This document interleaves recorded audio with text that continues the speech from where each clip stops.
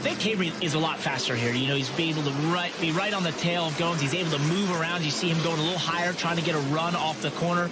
Those are the signs that the car behind you is probably quicker and eventually most likely going to find a way past you, or going to maybe use that chrome horn to get you out of the way. Oh, they just went by Cabre's teammate, Ruben Garcia Jr. That car still looks very hurt. It was heavily damaged in the first race, and there was no additional backup for Garcia to use, so they had to repair it the best they could. It doesn't look good. Yeah, the official race sponsor of this race is actually the tape company.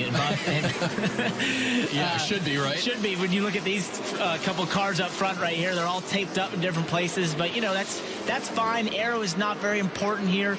This is more about mechanical grip and getting that race car to turn the center.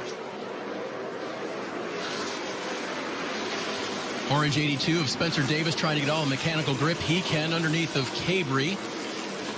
Spencer has raced a little modified, raced a little stock cars, and he's got a former modified only owner, Danny Watts Jr., to participate in stock cars. They're not going to run the whole season, but want to do as many K&N Pro Series races as they can. If they fix them as well as they did after that first run, might just hang in there. No doubt, and seems to maybe learn some things from race one, which was a very eventful race for him, but you know, in race one, we saw him making some lunges down the inside that were a little overzealous, a little bit optimistic at times, and therefore that's how he ended up spinning. That's how he ended up in a couple issues. And now you see him being a little tidier, giving drivers a little bit more room, knowing, oh, until I spoke too soon until he gets into Gomes there. Apparently not. He hasn't listened. So, yeah, here he goes again. Rode him up high, and now that's going to open the door for Ankrum in the 17. So Gomes is going to lose a few spots here. It started when Chase Cabre made a relatively clean pass, and then Spencer Davis wormed his way through there in the 82. Ankrum gets a spot. Gomes will have to collect it there as Ronnie Bassett's now on his bumper. It sort of proves my theory that I think that Gomes is struggling a little bit in that car for this race. And Chase Cabre now chasing down the leader, Grant Quinlan. Spencer Davis from Knoxville, Georgia, driver of number 82 Horton Avenue Material K&N Pro Series East car. Been racing this series about 3 years now, and you know, definitely the K&N experience means a lot, especially for this weekend. Yeah, you know, Danny Watts got this car last year, and I helped build it. You know, it's just a combination between us and him. You know, it's a small team deal between me and one other guy, and Danny. You know, it means a lot to go out here and run good. You know, especially compete against these big guys. I'm Spencer Davis, and that's your NASCAR Next Gen Profile. Spencer could be a big guy one of these days. Got to start off the year racing at Daytona in a truck, so a little more K&N Pro Series action and hopefully making his way forward in NASCAR. No doubt. There's a lot of people talking about Spencer. He's part of the Toyota program there at KBM, has a lot of great teachers around him, so hopefully he can suck in that information and put it to great use. Grant Quinlan has led all the laps so far in race number 2. But I'm a little bit concerned about that left front brake rotor glowing. Parker, remember in the first race, there was a red flag, and when they refired the 30 car and moved it, the left front was locked up. And we found out during break that there was definitely some parts that kind of fused together in the heat there. He's got big glowing brake rotors again. Are you concerned at all? Well, no, because I think, you know, what happened there is not a product of what he was doing in the race car. That had to be a faulty part of some type of maybe a hub or something along those lines, because you know, these race cars are designed for you to be able to pound the brakes lap after lap. Those brakes are going to get upwards of 1,500 degrees at times, and that's fine. That's allowed to happen. But, you know, I think what he does in the car is not going to cause that problem once again. And we'll see how it works out. Quinlan continues to lead. This is the battle for 6th. Gomes trying to hold off Dipple. And Alfredo right behind them. Here comes that 40 car from the back of the pack. A backup car. He has not raced in it at all. He's now trying to find his way to the front by the end of 100 laps. Derek with more on Alfredo. Keeping up with the progress of Anthony Alfredo in that number 40. He was your fast qualifier for this race, was slated to start on the pole, but had to go to the rear because he went to a backup car. But we've been watching him. He started off in the 15th position at the crop of the green and is now up to the 8th spot. He's definitely moving forward, but during Derek's report there, Dave, we saw the 55 get hit in the left rear for something new and different. This car here, Tyler Ankrum, won race 1. See, that car is one of the few cars in this field that doesn't have any damage at all. And once again, he's moving forward as we get closer to halfway in this race. Up to 3rd. Now, Cabre is a few car lengths ahead in the 4. And the leader is still Quinlan in the black and 30 car. See the gap back to this battle for 6th. There's Alfredo on the high side. And part of the problem for him, Parker, is if he's a whole lot faster than these guys, there's not a lot of room to race on this track. He's got to find a way by. Exactly. This is the worst part. When you have two cars that are side by side, they're similar speed, and you're so much faster, and you want to just drive around them, but you can't. Oh, wow. Dipple and Alfredo got a little bit together there, tire-to-tire contact. We've seen in the first race how that ends up, so you don't want to do that too much. Oh, and Connor Hall gets to the side of him real hard. And that, once again, we see a car just basically overdrive that entry and slam into the left side door. That opens the door for Justin Carroll, who finished a very nice second in the opening 100 lapper here. Dipple is finally through now, and Gomes getting the challenge from Alfredo. Looks like he'll probably get by as well. And Dave, we've actually got someone spinning and two cars up in the wall as these guys are heading down in the same corner of turn 3. It's Ryan Vargas, the 2 car. The 5 is Juan Manuel Gonzalez. And they have found trouble. No laps in this car for Vargas, the 2. He gets it refired. It's a backup car. And back there battling, they got it wrong. He won the backup car lottery for that team. Yeah, that's right. Yeah, there were 3 drivers in the race tonight for Rev Racing, 1 backup car. They all had damage, and Ryan's car was the worst out of them. And we already mentioned Garcia's car. A little bit of trouble, a little bit of a ding there on the right front for Gonzalez, but doesn't look too bad. No, we just have a little bit of smoke come out there, so we'll have to look at that one. Top of your screen, going into 3. And it looks like, wow. Yeah, there was another car involved there that gets away. Exactly. That looked like Ronnie Bassett, perhaps, in the There was 04. a bit of sparks early, so that one's me to believe that maybe someone had a tire issue of some sort or something along those lines. So Gonzalez hits pit road, and Derek is there. The Next Gen Motorsports crew, the number 5 of Juan Manuel Gonzalez, going to work right now on that car. They got to take the right front off. They say they have a brake rotor issue in the right front corner of the car. They don't know if they have to change that rotor or not, but if they do, they're going to go a couple of laps down. Now, that'd be disappointing, but better than ending up in a worse situation. We've already seen that happen tonight to a few drivers. So Gonzalez is on pit road, and Grant Quinlan continues to pace the field in the 30 car. He's definitely had the fastest car here in race 1 and race 2. Was not able to finish race 1, but he is showing the strength of that 30 car lap after lap. No one seems to really have the speed to match him. Not yet, but it's early at South Boston.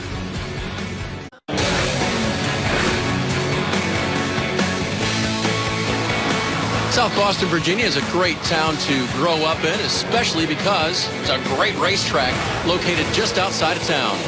The sun went down, and they threw the green for race number 2 with Grant Quinlan leading the early laps in the black number 34 Red Jones Racing. He was leading when this happened. Connor Hall tried to make an aggressive move on the outside of Gomes and on the inside of Carroll. It didn't work out. He ends up in the wall, and they've gotten the car semi-repaired and the track cleaned up, getting ready for another restart with Quinlan still on the inside, Parker. That's been the place to be for him. He's gotten great restarts down there. We've only seen out of 2 races 1 restart where he sort of spun the tires a little bit too much, but other than that, he's been flawless. So I don't see any reason he would change that up right now. Interesting to look at the right side of the 4 car of Chase Cabre. White walls on that, so he's had a little contact with the paint. Doesn't seem to have affected him, though, and he sticks to the outside of Quinlan. Yeah, he got a great restart. This is the first time we've really seen Quinlan get challenged from that outside lane. Oh, Quinlan moves right up, trying to force him out of the groove. We're 3 wide. That's going to give Ankrum the inside look. He can't do it. They stay 2 up front. Oh, and the 30. Boy, the 30 of Quinlan does not look like it's handling well. Certainly can't hold that low line. No, he's definitely loose there. Maybe just has the brake bias turned back a little bit for the long run and didn't turn it back for the restart here at the front. So getting into the corners, he looks very loose, and now he's been forced to the outside by Tyler Ankrum. So the lead goes to the 21-year-old from Tampa. Chase Cabre in the 4 car is out front, and now Quinlan has to deal with Ankrum, and Dipple has to deal with Davis. Spencer Davis was laid up in there using Dipple's car basically as a brake as he went off into turn 3. But it worked. It was effective, and no harm, no foul. Ronnie Bassett Jr. in the 04 making his way down in the low side. Dipple has kind of a mid to high groove there. They had a lot of contact in race 1. We'll see what kind of a pass he can make here if he can get by Justin Carroll. Yeah, those two got into each other almost too many times. It was just becoming excessive by the end of the race, and maybe they've talked it out and feel like they can race each other a little cleaner this race, because they both have fast race cars that look like they could contend up front if they could just get out of this traffic. Wow, he got very loose there. And here comes the 40 of Anthony Alfredo.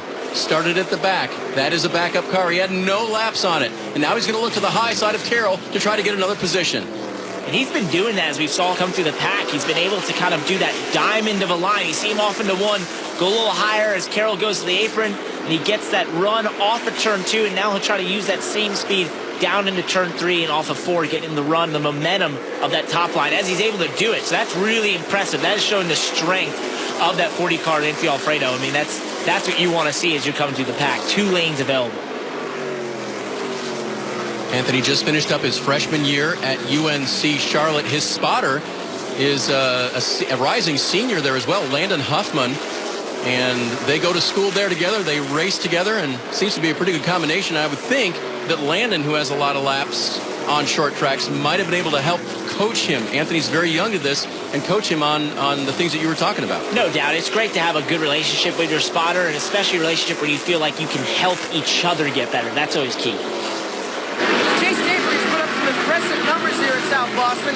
He leads all other active drivers with laps led here. He also had 2 top 10 finishes in this header event last year, finishing 7th and 4th. Yesterday, they tested here at South Boston, tried to get the car dialed in. He talked to Philip Morris, who's a multi-time late model stock champion here, and the best advice they got from Philip Morris was start off a little bit free. That way, when the sun goes down, the track will tighten up and the car will level off. And that is the common consensus.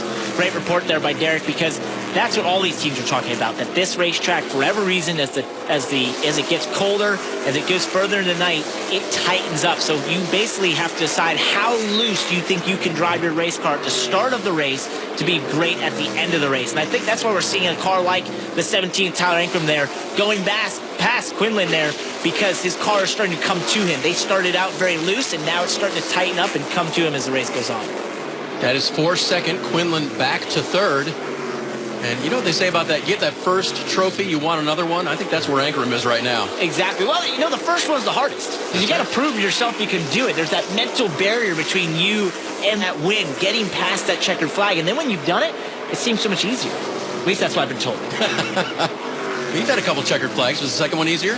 You know, they were kind of spaced out enough that I felt like both felt first time. Alfredo in the 40 car, still mowing him down, gets by the 04 of Ronnie Bassett, working his way toward the front. Anthony Alfredo's family went to short tracks up in Connecticut, in the Connecticut area, when he was growing up. Always had the TV on with NASCAR racing, so he was kind of a fan of it and went go-karting for fun with his siblings. But it wasn't really until, kind of in his early high school years, kind of looked at his parents and said, you know, my favorite thing to do, even though I play lacrosse and other stuff, is racing. Can we look into this? Good for him, because we need more Connecticut drivers. Being one myself, Joe Logano the other, we need more of us out there. So kudos out to Alfredo and his family for pursuing this, and he definitely seems to show the speed needed to compete in this race. Got to find a way around a couple fast cars in front of him now, especially if they're too wide. That's Davis in the orange 82, Dipple in the 54. And we're seeing what we saw just a couple laps earlier out of him, where he catches 2 cars side by side, and he seems to just be able to run this a little bit higher lane. Oh, he gets to the outside there of Tyler Dipple, and he's able to really get the momentum off the corner. And this is what's so impressive about this 40 car right now, is that he's rolling the center on the top better, and a lot of these cars are rolling on the bottom, and that's what's allowing him to make these passes. He is cutting through this field at a ferocious pace. I think it's only a matter of time before he's knocking on the door of Ankrum up front. Alfredo has experience at this racetrack, may know a little bit about that high line as well, simply from running a late model here, but they do take a little bit different lines. Certainly any confidence you can build at a racetrack is helpful. No doubt. If you have knowledge of a racetrack, it doesn't matter what kind of car is in. It just allows you to have that little bit of expertise and a little bit of understanding that this is where the racetrack's going to go. And we talked a little bit earlier about how you have to almost predict what your car is going to do at the end of 100 laps, right? You might have to start out, oh, wow, he gets in the back of Spencer Davis there. But you got to start your car out loose. But how loose? Well, a driver who's been here, who's raced another type of car can say, you know, in most of the races I've done, we start out a 5 loose, and by the time the race gets done, we're great. And that's what that knowledge is invaluable.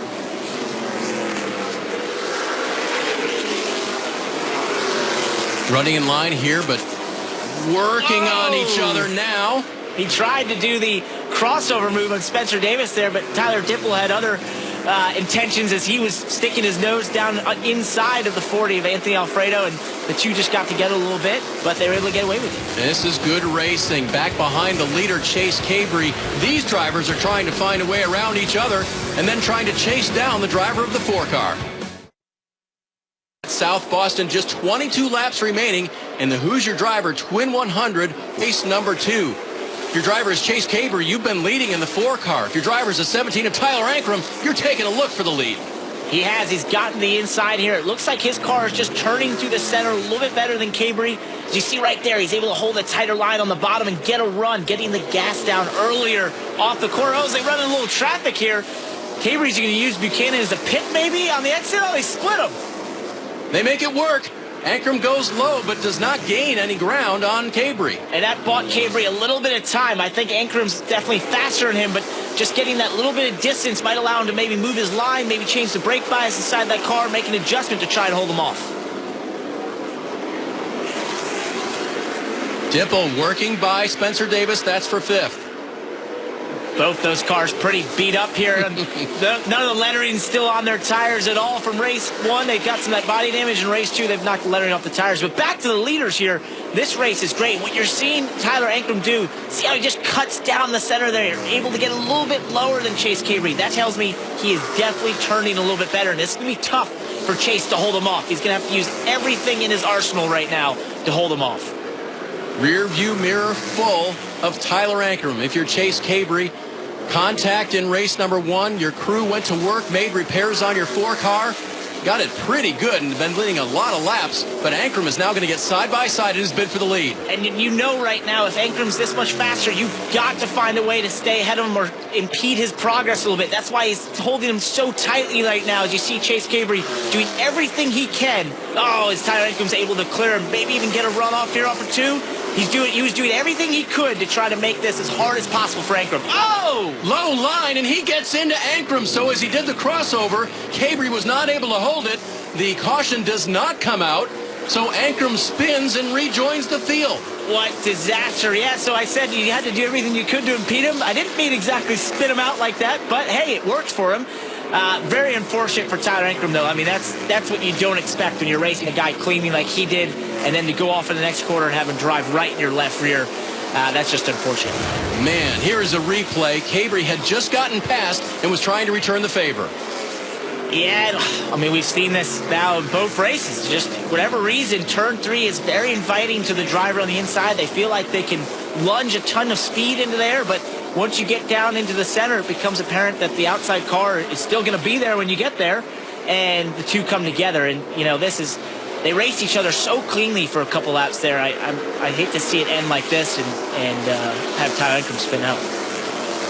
Ankrum has fallen back to 5th in the 17 car. Meanwhile, Cabre speeds away 2 seconds ahead of the 40 car of Anthony Alfredo with 10 laps to go.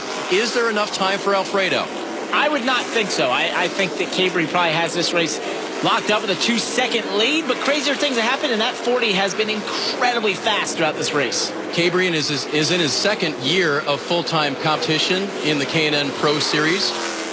Got his ride with Rev Racing through the Drive for Diversity Combine, showed his talents there, and then had a pretty good rookie season last year. 4 times finished in the top 5, including 2nd at Memphis. Was not able to get to victory lane. Was very fast here at South Boston. Could this be the night for Chase? It's looking like it. I mean, he's definitely controlled this race in the second half, but you see that 40 car, Anthony Alfredo, seems to be closing in on him. This could get interesting. I'm saying the gap is shrunk from 2 seconds. Behind this, the battle for 3rd remains torrid. The 54 is Dipple, the 30 is Quinlan, and the 17 is Ankrum coming back. Yeah, a little bit of redemption here for the 17 of Tyler Ankrum. he probably had the best car in this race, made the pass when he needed to and seemed to be set up for the win, and now he's having to fight back after getting spun out. But how impressive that he gets spun out. There's no caution. He still finds himself fighting the top 5. How do you drivers recover when that happens, Parker? That's one of those things where you just need to literally, as quickly as you can, forget it, clean off the tires, and get back in your rhythm. I mean, it's frustrating, it's unfortunate, but you have to get back in your rhythm, because these short tracks, the way you make speed is by being consistent and being in that rhythm, and that's what made him so good in race 1, so good in this race, and that's what's gotten him back up here. It's his teammate he's saying hello to. Now he's going to try the high side, and he's going to make it work. Ankrum is going to get back by for third, coming off of this corner. And there's just 5 to go now for leader Chase Cabre. How close is Alfredo? He's getting closer. That's just got to be so disappointing for Tyler Ankrum. He's hoping for a caution right now. He knows he has the speed in that race car. And we know he's watching Alfredo go and chase down Chase Cabre right here for the win, and there he is. He could have been there. There he is, and look at the brakes glowing on Cabre. He is driving it as hard as he can, but Alfredo is coming in the 40 car. Man, I've been calling for him to maybe change that brake bias or do something in that car. He had to help it. He knew when he had Tyler Ankrum get to him that he needed to find some speed. He just has not been able to. The 40's coming right on his tail. 2 laps to go. Chase Cabre in the 4. Anthony Alfredo in the 40, now looking to the high side. Can Cabre throw the block? He's definitely the slower car. Here comes Alfredo. Contact coming through the corner. They can't keep it going after it ramming into him. Let's see what happens down the turn 1. Will he hit him again? White flag out. 1 lap remaining down the backstretch, side by side. Oh, they get into each other again. Big contact from Alfredo, and now Cabre is going to go around. Anthony Alfredo will win at South Boston. Wow, what a finish, David. You got to think maybe a little bit karma for Chase Cabre there after spinning out Tyler Ankrum. Into that same corner on the last lap, he finds himself spinning out of the lead. The 19-year-old college student from Connecticut, now living in North Carolina, having driven for Junior Motorsports in the late model program, moving up with MDM Racing in the K&N Pro Series, has just banged his way to victory lane. That was an awesome drive. You think he started all the way in the back of the field, worked his way up, came in a backup car. He had no laps in, and he showed that speed in race 1, caused that to wreck, and what full redemption to come back and win this race. Now, next door to us, NASCAR is reviewing this, Parker. They're trying to make sure this wasn't just a dump by Anthony Alfredo. I think they'll see that this is clean. I mean, look, I think the 4 of Chase Cabre in a lot of ways was trying to force the 40 into a mistake or pinch him down in some respects, because as they come down in here, you see the 4 turns down early there. I mean, I think that's just racing. That's hard racing. That's 2 drivers that desperately want to win this race, that they're doing everything they can coming down to the last corner to stop each other's progress and become the car coming out on top. And unfortunately, the 4 goes for a spin. Cabre so close to his first win. Here's one more look at it. There's the contact. And then Chase can't maintain control, spins. And Alfredo from the very back of the pack in a race car he has not run. It was a backup after the first race car was destroyed. He's in victory lane, and as you might expect, Cabre is not happy. I know he's got to be upset, but I mean, I think that's 2 drivers racing hard. He tried to retaliate as well. You know, I think that in a lot of ways was mano a mano. We'll see what they have to say next. K&N Pro Series Racing on NBCSN is brought to you by K&N High Flow Air Filters and Air Intake Systems, because everyone loves that fast car smell.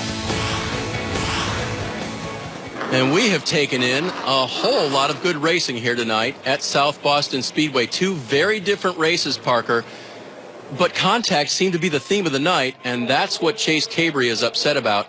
He got the last lick and ended up spinning and came across the line 10th as that car went to victory lane. No doubt. I mean, I know Chase is super disappointed because he drove such a great race.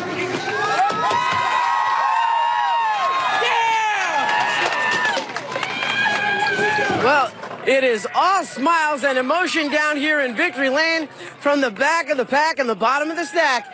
Anthony Alfredo coming deep in the field in a backup car, winning your first race here tonight. I need a second to breathe. I didn't breathe for the last 50 laps or so. That's crazy. Man, like, if that doesn't say enough about what this team's capable of, I don't know what does. I never even drove this car before. they just set up a car. Heck, it was better in the first one, I think. And we went out there, and I didn't know what to expect with it. I was kind of careful in the beginning. I was like, holy cow, this thing's really good. These guys work so hard every week, and, we've had a couple rough races, and it's so hard to put things behind you, especially the way that first race went. But as soon as I put the helmet on, I did, and, we started deep in the field. I didn't know what to expect, honestly, but that top groove really came in for us, and that's where I started making a lot of my passes because it's so hard to pass on the bottom. And, man, this thing was a rocket ship, honestly. I didn't know if we'd catch the 4. When there was 10 to go, he was over a straightaway in front of me, and I guess a little bit of lap traffic and us just having a little bit more speed helped us reel him in, and I moved him a little bit down there, but I had to do it for the win, especially like how bad these guys deserve it so bad. I wanted it so bad for them, not just myself, and I got to dedicate this one to my mom because it's Mother's Day tomorrow, and she's the most incredible woman in the world, so I'm so thankful for her, my dad, all my family, supporters, this whole race team, all my marketing partners, Seco Building Systems, JDRF, Mechanic Shop North, and Oxford Energy Group. This is incredible. With just a handful of laps to go, Chase had a commanding lead. Did you ever think that you would have been able to run him down? I wasn't sure. I mean, the top worked for me passing, but I wasn't much faster up there, so I just went back to trying to work the bottom, and I felt tight and stuff, and we were struggling a little bit up off, but we still had a ton of speed in the car, so I just kept driving it as hard as I could, and like you said, I didn't think I could catch him. I thought it reminded me of Langley last week when Dimple caught me because of caution, so I was banking on a caution. Next thing I knew, I just kept running hard, never gave up, and my crew chief spotter, they're egging me on, and we ran him down there with coming to the white, so I got inside of him, and we were able to make it work, but I'm at a loss of words. Not a loss for words tonight. Anthony Alfredo and MDM Motorsports break the stronghold that the DGR Crosley team had on victory lane in the K&N Pro Series. Now, so good to see, and the joy in his voice, and the almost like, I can't believe I just celebrating with her son, as she will enjoy that Mother's Day present for sure. Let's go back down to Derek. But Tyler Dipple started ninth in that race, comes home in the second spot. Strong points day for you, but the guys in front of you, did you have anything for them? Man, I don't know. We were just 17 car was quick. He was quick, I think. I messed up my car first race. I completely took us out of contention there. Made contact with the wall. The car just wasn't the same, and I'm just really frustrated with myself right now. I took us out. We had a really fast race car, and I blew it for us. I'm bummed right now, but we came home with a 5th and a 2nd, which is not bad on the stat sheet. Not a bad points day, but I'm mad at myself right now because I messed up what could have been a lot better for us. How tough are these twin races to do? Because they're essentially like a double point show. You can gain a lot of points, but also lose them. Yeah, I think they're dumb, but I mean that's just my opinion. We had a bad night with them tonight, but I'd rather go to 14 racetracks and do 14 separate races than 13, but that's how it went tonight. It's cool. NASCAR's trying to do something different, but I'm not a fan of them. Well, that's the word from the number 54 of Tyler Dipple. He comes home. The Tyler and Tyler show, now separated by 11 points. Down here on pit road with Chase Cabre, led the majority of that race, and of course, contact late in the going put him around. Anthony Alfredo get there towards the end. I just didn't know he was going to drive 30 car lengths too deep getting into one.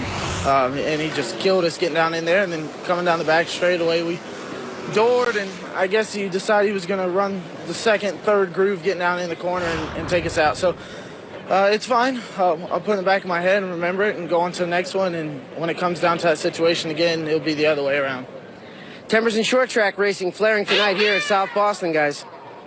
Well, I struggle with this one because what we saw him do to Tyler Ankrum early in the race. So I don't think smaller than this. And Parker, I can only imagine it will involve some contact as well. I had no doubt in my mind after watching these two races. So Connor Hall, the 31, was not a good night for him, but the real turning point was late when Chase Cabre got into Tyler Ankrum right there and assumed the lead. What he didn't know was that Anthony Alfredo